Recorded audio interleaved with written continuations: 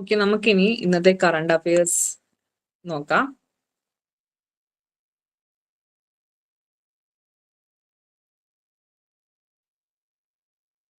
അപ്പൊ ഇന്നത്തെ current അഫയേഴ്സിൽ main ആയിട്ട് പറയുന്നത് ഇതിനകത്ത് റിവിഷൻ പോയിന്റ്സ് കാര്യങ്ങളൊക്കെയാണ്. ഇന്നത്തെ നോക്കാം. March 18 എന്ന് പറയുന്നത് എന്താണ്? ഓർഡിനൻസ് ഫാക്ടറീസ് ഡേ ആയിട്ടാണ് ആചരിക്കുന്നത്.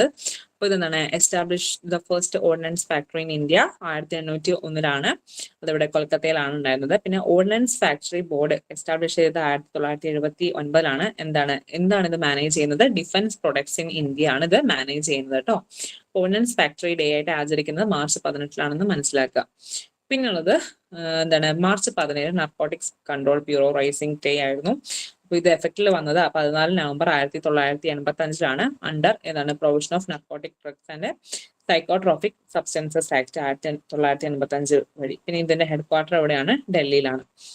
ഇനി സാഹിത്യ അക്കാദമി അവാർഡ് 2025 കുറിച്ചാണ് പറയുന്നത്. അത് റീസെന്റ് സാഹിത്യ അക്കാദമി അവാർഡ് അനൗൺസ് ചെയ്തിട്ടുണ്ട്. അതിന്റെ അവാർഡ് 24 ഇന്ത്യൻ ലാംഗ്വേജ് ആണ് റെക്കഗ്നൈസ് ചെയ്തിട്ടുള്ളത്. 8 ബുക്സ് ഓഫ് പോയട്രി, 4 നോവൽസ്, അതുപോലെ തന്നെ 6 ബുക്സ് ഓഫ് ഷോർട്ട് സ്റ്റോറീസ് ഉണ്ട്, 2 എസ്സേ, ഒരു ലിറ്റററി ക്രിറ്റിസിസം, പിന്നെ ഒരു ഓട്ടോബയോഗ്രഫിയും, പിന്നെ 2 മെമ്മോറാണ് ഉള്ളത്.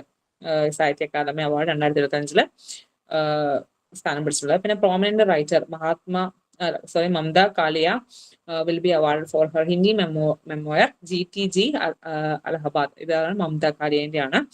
അതുപോലെ തന്നെ ഈ award Urdu poetry title Safar Jari Hai, അത് ആരാണ് എഴുതിയത്? പ്രിത്പാൽ സിംഗ് ബേദപ്പാണ് എഴുതിയിട്ടുണ്ടായിരുന്നത്.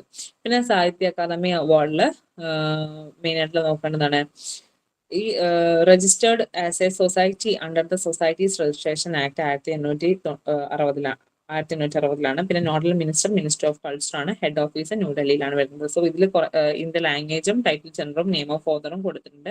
ആ ജസ്റ്റ് ഒന്ന് നോക്കി വെക്കുക. പിന്നുള്ളത് Indian navy joins sea dragon 2026 ASW എക്സസൈസിൽ ഇന്ത്യൻ നേവി ജോയിൻ ചെയ്തിട്ടുണ്ടെന്നാണ് പറയുന്നത്.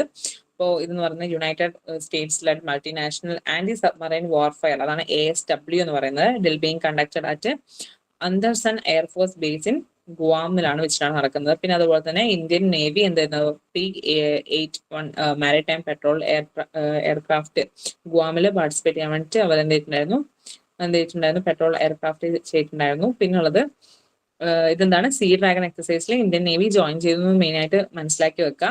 പിന്നെ ഇതിന്റെ പാർട്ടിസിപ്പേഷൻ ഇൻക്ലൂഡ് ചെയ്യുന്ന മെമ്പേഴ്സ് ഏതൊക്കെയാണെന്ന് ചോദിച്ചാൽ ഇന്ത്യൻ നേവിയുടെ, യുണൈറ്റഡ് സ്റ്റേറ്റ്സ് നേവിയുടെ, Japan maritime self defence force ഉണ്ട്, റോയൽ ഓസ്ട്രേലിയൻ എയർഫോഴ്സ് ഉണ്ട്, റോയൽ ന്യൂസിലാൻഡ് എയർഫോഴ്സ് ഉണ്ട്, പിന്നെ Anderson air force base located on the US territory of Guam in Pacific ocean. ഇത് ഇത്രയാണ് ഉള്ളത്. പിന്നെ അടുത്തത് ഡിപ്പാർട്ട്മെന്റ് ഓഫ് പോസ്റ്റ് ലോഞ്ച് ചെയ്തിട്ടുണ്ട്. 24 സ്പീഡ് പോസ്റ്റ് അവർ ലോഞ്ച് ചെയ്തിട്ടുണ്ടായിരുന്നു. അപ്പോൾ ഇതിന്റെ ഒരു പ്രീമിയം സർവീസ് ആണ് initially introduced in 6 major metro സിറ്റീസിലാണ് ഇൻട്രൊഡ്യൂസ് ചെയ്തിട്ടുള്ളത്. ഇതെന്തിനാണ്?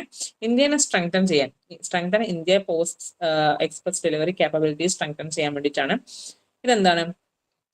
ഇതിന്റെ ഒരു എയിം എന്ന് പറയുന്നത് ഇന്ത്യന്റെ പോസ്റ്റ് പ്രീമിയം എക്സ്പ്രസ് ലോജിസ്റ്റിക് സർവീസിനെ സ്ട്രെങ്തൻ ചെയ്യുക എന്നുള്ളതാണ്. അതുപോലെ തന്നെ ഈ സർവീസ് ഇപ്പം അവൈലബിൾ ചെയ്യുന്നത് ന്യൂഡൽഹിയിൽ, മുംബൈയിൽ, ചെന്നൈ, കൊൽക്കത്ത, ബാംഗ്ലൂരു ആൻഡ് ഹൈദരാബാദിലാണ് ഇനീഷ്യലി അവൈലബിൾ ചെയ്യുന്നത്. പിന്നുള്ളത് Andhra Pradesh set to become the first state to get Praman certificate for forest produce. അപ്പോൾ ഫോറസ്റ്റ് പ്രൊഡ്യൂസിന് വേണ്ട ഫസ്റ്റ് പ്രമാൺ സർട്ടിഫിക്കറ്റ് കിട്ടാൻ ആരാണ്? ഫസ്റ്റ് ആന്ധ്രാപ്രദേശ് ആണ് കൂടെ മനസ്സിലാക്കുക. അപ്പൊ പ്രമാൺ എന്ന് പറയുന്ന program for organisation and accreditation of sustainable management practice for agro forestry and natural forestry resources ആണ്. ഇത് ലോഞ്ച് ചെയ്തത് 2023 ministry of environment, forest and climate change വഴിയാണെന്നും കൂടെ ജസ്റ്റ് നോക്കിയേക്കാം.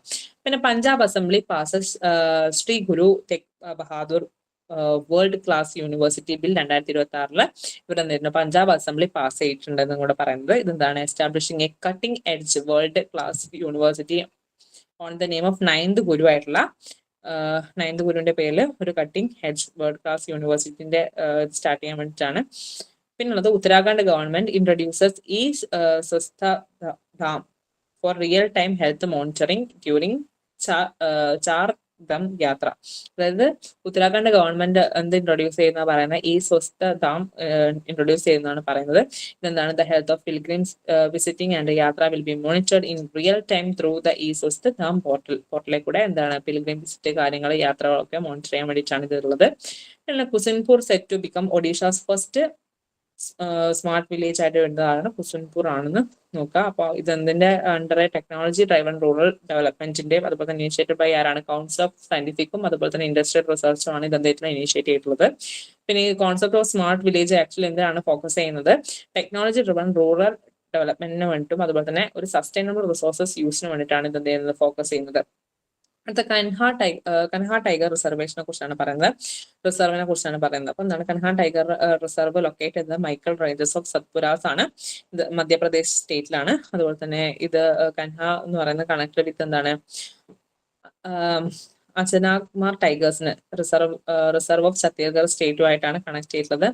പിന്നെ ഇതിലെന്താണ് ഇതിന്റെ ട്രൈബൽ കമ്മ്യൂണിറ്റീസ് നമുക്ക് നോക്കാം. Region known for some of the ancient tribal communities ഏതൊക്കെയാണ്? ഗുണ്ടും ബൈഗയൊക്കെയാണ് ഇതിന്റെ റിലേറ്റ് ചെയ്ത കമ്മ്യൂണിറ്റീസ് എന്ന് പറയുന്നത്.